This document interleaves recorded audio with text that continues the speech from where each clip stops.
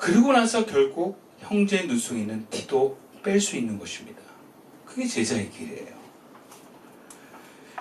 그렇다면 우리는 어떻게 해야 내 안에 들보처럼 보여지는 죄를 뺄 수 있겠습니까? 마음만 먹었다고 다 빠져요? 우리는 병에 걸리거나 몸이 다쳤을 때 치유되는 과정을 한번 상상해 볼 수 있습니다. 그러면 크게 두 가지가 진행돼야 돼요. 첫 번째는 진단이에요. 진단을 해야 돼요. 그리고 두 번째가 처방입니다. 뭐 약이든지 수술이든지. 그런 의미에서 우리는 먼저 내 안에 들보와 같은 죄를 찾아놔야 돼요. 관찰입니다. 관찰. 우리가 병원 가면 제가 그래서 지난주 허리를 다쳐가지고 병원 갔더니 의사가 얘기만 듣고 처방 내리지 않더라고요. 엑스레이 찍읍시다 그러더라고요. 엑스레이가 찍는 거예요. 속을 다 들여다보시죠. 엑스레이도 안 보여. 그럼 못 찍어요. CT 찍는 거예요. CT도 안 보여. 그럼 어떻게 해요? MRI 찍는 거예요. 그게 안 보이니까 더 자세히 보려고 찍는 거거든요. 그리고 관찰하는 거예요. 뭐가 문제인지. 오늘 본 거와 연결해서 우리가 보면 남의 눈에 티가 보일 때는 그 티가 보이면서 내 마음에 구체적으로 뭔가 반응이 올라옵니다. 그래서 남의 눈에 티가 보이면서 오는 내 마음을 관찰해 보는 거예요. 관찰. 진찰하는 거죠. 그래서 본문 44절에 이런 말씀이 있습니다. 나무는 각각 그 열매로 안하니 가시나무에서 무화과를 또는 찔레에서 포도를 따지 못하느니라. 나무는 뭘 보고 한대요? 열매를 보고 한대요. 상대방이 티가 보일 때 내 안에서 죄와 연결되어서 내 삶의 열매가 나타난답니다. 그래서 그 열매를 보면 내 마음을 알 수 있대요. 나무와 같은. 그 열매가 뭐예요? 구체적으로 감정이라는 열매와 말이라고 하는 열매입니다. 먼저 구체적으로요. 내 안에 들보가 막 드러나기 시작하면 감정의 문제가 생겨요.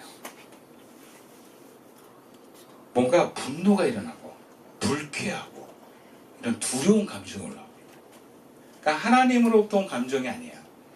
행복하고 기쁘고 즐겁고 감사하고 이게 아니라 화가 나고 불쾌하고 분노, 뭔가 이렇게 두려움, 그런 감정들. 아니 저 사람이 잘못인데 왜 내가 기분이 나쁠까? 그건 내가 뭔가 반응한 거예요. 내 안에서. 내 의식에 뭔가 밑에 뭔가 건드려진 거예요. 그러니까 감정이 반응하는 거거든요. 내 안에 아무것도 없다면 여러분 상대방이 잘못해도요, 또 죄가 보여도요, 내가 평정심이 흔들리지 않습니다. 평안합니다. 근데 내가 뭐가 있기 때문에 건드려지는 거예요. 내가 감정적으로 반응한 것은 내가 무엇이 안 했기 때문에 그렇습니다. 그러면 이것이 일어나지 않도록 그 사람을 제거하고 내가 피하는 게 아니라 그 본 사건을 통해서 일어난 감정들을 더 들여다보라는 거예요. 살펴보라는 거예요. 이게 들보를 보는 거예요. 그래서 제가 인정하게 됐죠. 야, 내가 하나님의 보호하심이 없으면 나도 똑같이 다른 사람처럼 상처받고 분노가 가득한 사람이구나. 그리고 또 하나는 하나님이 주시는 힘이 없다면 나도 피하고 도망가는 용기 없는 사람이구나. 그걸 인정하게 되더라고요.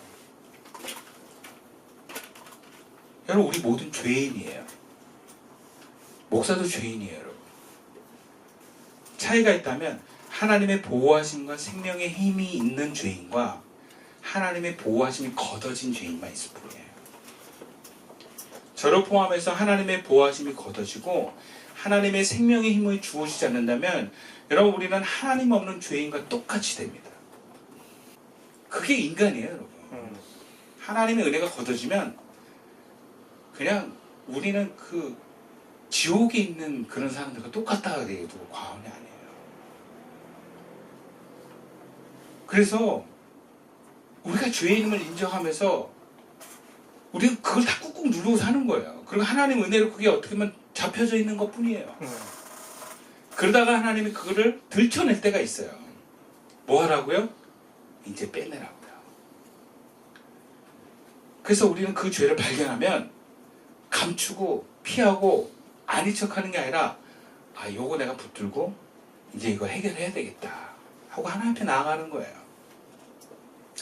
그래서 어떤 사람이 자신 안에 있는 죄를 보고 빼내는가? 첫 번째는 자기 죄를 인정하고 자비를 구하는 사람입니다. 주님, 나도 죄인입니다. 내 눈에 보이는 죄인 저들과 다를 바가 없습니다. 주님, 나에게 자비를 베풀어 주십시오. 나도 죄가 있으니까, 내 안에도 똑같은 죄가 있으니까 주님, 나를 용서해 주세요. 제가 수요일날 내내 그렇게 기도했어요. 하나님, 나 죄인입니다. 나에게 자비를 베풀다가. 그래서 이 죄를, 이 분노를 뽑아달라고 하나님께 기도를 했어요. 근데 생각보다 안 뽑혀요. 알았는데 안 뽑히더라고요.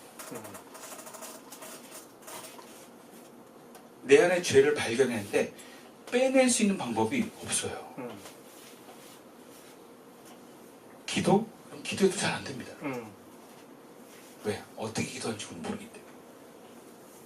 주님, 죄인입니다. 빼주세요. 안 빠져요. 다시 말해서 내 주도로, 내 의지로 발견된 죄를 빼낼 수 없습니다. 단지 우리는 죄를 인정하고 자비를 구할 뿐이에요. 주님, 자비를 베풀어 주십시오.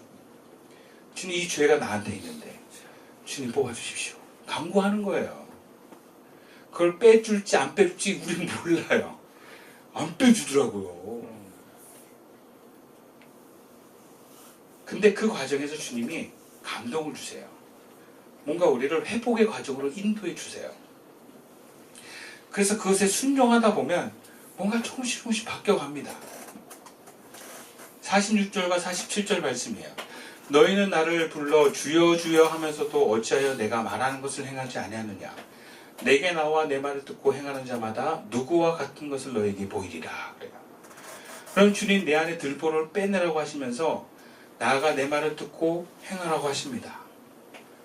우리는 주님 말씀 듣고 행하라는 건 너무 잘 알고 있어요. 근데 이 본문이 이 흐름 속에 있다고 생각했을 때 들보를 빼내는 과정에서 주님 음성을 들으라는 거예요. 내가 들보를 인정하면 이제서 주님 말씀하시는 거예요. 그럼 어떻게 해요? 듣고 행할 준비를 해야 돼요. 근데 어떤 사람은 맞아, 나도 죄인이야. 그러고 안 들어요. 그래야 이 죄를 빼야지 하고 행동하지 않습니다. 인정만 하고 행동하지 않습니다. 그럼 그런 일들 얼마나 많은지 아세요? 예전에 교회에서도 한국교회가 회개해야 됩니다. 회개 기도합시다. 통성 기도합시다. 아무 행동도 안 해요. 그 소용이 없다라는 거예요. 교회에서 맞아요, 저 죄인이에요. 아유, 죄가 있네요. 그걸 똑같이 살아요. 안 빠져요, 여러분. 인정하고 간구했으면 그 다음 어떤 각오를 해야 돼요? 순종할 각오를 해야 돼요. 하나님의 뜻에 내가 이거를 빼내가는 과정을 거쳐야 됩니다. 근데 우리에게는 두 가지 문제가 있어요. 첫 번째는 들보를 빼내는 과정에서 구체적으로 주의 음성이 들리지 않습니다. 순종하려고 하는데 들리질 않아요. 그러니까 순종할 수 없는 거예요. 두 번째는 순종하고 싶어 하지 않습니다. 나는 여전히 상대방이 싫고 성령께서 나에게 말씀하시는 것에 뭔가 말하기가 싫어요. 우리도 그런 고집이 있어요. 잘못했다고 얘기하고 뭔가 순종하고 싶은 마음이 안 생기죠. 그래서 우리가 먼저 해야 되는 게 있어요. 들보를 빼내기 위해서 뭔가 성령의 인도 가운데 순종하기 위해서 전제되어야 될 과정이 있어요. 그게 오늘 48절, 49절 말씀입니다. 우리 함께 읽어볼까요? 시작. 집을 짓되 깊이 파고 주추를 반석 위에 놓은 사람과 같으니 큰 물이 나서 탕과 그 집에 부딪히되 잘 지었기 때문에 능히 요동하지 못하게 하였거든. 듣고 행하지 아니한 자는 주추 없이 흙 위에 집 지은 사람과 같으니 탕류가 부딪힘에 집이 곧 무너져 파괴됨이 심하니라 하시니라. 우리가 들보를 빼내서 이 빼내기 위한 주님의 감동에 순종하는 데까지 나아가려면 전제가 있어요. 그 전제가 뭐냐? 반석 위에 집을 지어야 돼요. 여러분, 예수님께서 듣고도 행하지 않은 사람이 이렇게 묘사합니다. 듣고도 행하지 않아? 뭔가 회복을 위해서 들보가 빼내기 위해서 내가 말씀을 요청하는데 네가 듣지 않아? 그러면 반석 위에 지어진 집처럼 뭔가 다 탁류가 일고 뭐 태풍이 불고 큰 물길이 오면 다 무너져 쓸려가 그 얘기거든요. 바위가 아니라 흙에 집을 지은 사람과 같다 그래요. 그 집은 무너져 버린다 그래요. 무슨 얘기예요? 반석에 집을 지으라는 거죠. 그러면 이런 반석에 집을 짓는다는 게 무엇입니까? 영적으로. 여러분 성경에서는 반석이신 그리스도라는 표현을 써요. 다시 말하자면 반석이신 예수님 위에 내 마음과 인격의 집이 세워져야 된다는 얘기예요. 그렇지 않으면 우리는 조그만 마음의 상처나 두려운 상황에 다시 무너져 버린다는 거예요. 무너진 집을 다시 조심스럽게 세우고 고쳐도 그냥 말 한마디에 또 다시 집이 무너지고 그런 거 있지 않아요? 겨우겨우 내가 막 참아가지고 부부가 화해를 했는데 뭐 이렇게 배 나왔어? 그럼 그냥 무너지는 거 아니에요? 왜 그렇게 먹어? 뭐 이런 거 무너지는 거 아니에요? 겨우 화해했는데 겨우 내가 지금 뭔가 세웠는데 그 다 왜 그러겠어요? 다 내 속에 주님이 없이 내가 화해를 하고 주님이 없이 내가 뭔가 정상을 회복하려기 때문에 일어나는 거예요. 그럼 부부 사이는 한 사람이 혹은 서로가 뭐 얘기하고 소통한다고 해결되지 않습니다. 부부 사이는요 한 사람만이라도 그리스도 위에 서 있으면 해결될 수 있습니다. 이것은 구체적으로 예수님의 구원을 경험하는 것입니다. 예수님의 사랑 위에 내가 서 있는 거예요.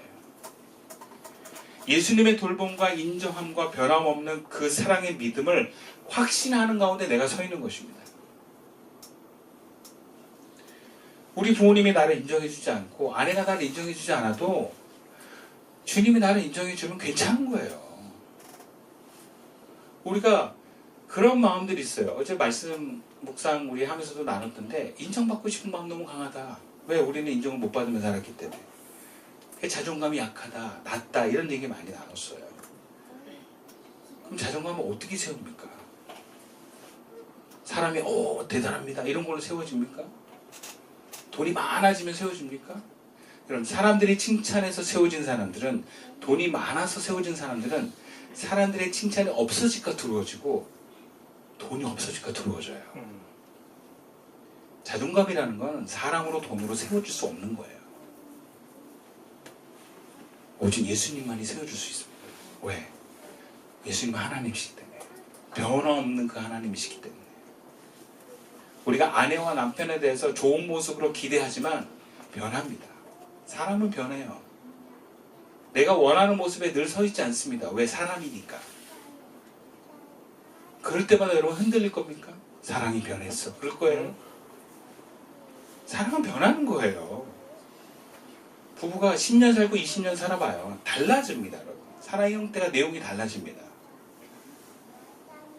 그러면 그것에 늘 목매어서 이 사람의 변화에 내가 두려웠다, 행복했다. 그렇게 살 겁니까? 그러면 모래 위에 집을 지은 사람과 같은 거라는 거예요. 왜? 우린 다 자존감이 약하기 때문에, 낮기 때문에. 그러나 우리가 그리스도로 반석 위에 집을 세우면 여러분 우리는 든든히 설 수 있습니다. 누가 뭐래도 괜찮은 거예요.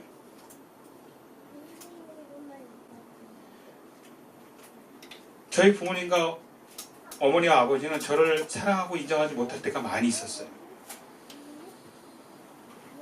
근데 예수님은 저를 여전히 사랑해 주셨습니다. 아내와 자식들은 저를 향해서 존중하지 않을 때가 많이 있었어요. 근데 예수님은 저를 변함없이 존중해 주셨습니다. 그렇게 변함없는 그 예수님을 경험한 사람이 들보도 뺄 수 있는 거고요. 주님의 명령에 순종할 수 있는 거예요. 예수님에 의한 복음의 확신이 없는 사람, 구원의 확신이 없는 사람은 들보를 못 뺍니다. 여러분 우리가 교회를 다니지만 신앙인이라는 것에 대해서는 질문을 다시 던져봐야 돼요. 교회 다닌다고 다 신앙인이 아니에요. 어떤 목사님은 나이 들어서 교회 다니는 사람은 경로당 다니는 거와 똑같다는 얘기를 해요. 여러분 우리가 교회 다닌다는 것은 예수를 그리스도로 고백하여 그분을 나의 삶의 주인으로 모시고 그분의 뜻에 따라 살겠다고 모이는 성도가 교인이에요. 아멘. 반석이신 그리스도 위에 집을 지어가는 사람이 교인입니다. 그래서 그렇게 예수님을 우리가 생각하고 함께 하다 보면 거기서부터 뭔가 주님의 감동에 순종할 힘도 생기고 들보가 빠집니다. 들보를 보고 들보를 뽑는 게 쉽진 않아요. 분명한 건 이게 뽑히는 게 얼마나 귀한 건지를 아셔야 돼요. 아멘. 그럼 이 내 안에 죄가 있는데 이거를 그냥 묻어놓고 살지 마세요. 이게 없어지는 게 아니에요. 언젠가 나와요. 우리가 이 교회가 있다는 건 참 귀한 거예요. 아멘. 근데 교회 와서 여러분 힐링할 생각하지 마시고요. 들보 뽑을 생각하십시오. 교회 오면 주님이 은혜를 주십니다. 이 공동체에서 공동체를 통해서 주님은 우리의 죄를 보게 하시고 죄를 뽑아주십니다. 그 길을 함께 가는 게 시선교회입니다. 아멘. 그 길을 통해서 우리가 좀 더 맑은 눈으로 다른 사람의 티도 빼내면서 평화를 이뤄갈 수 있는 그 제자에게 함께 걸어갈 수 있기를 주님의 이름으로 축원드립니다. 기도드리겠습니다.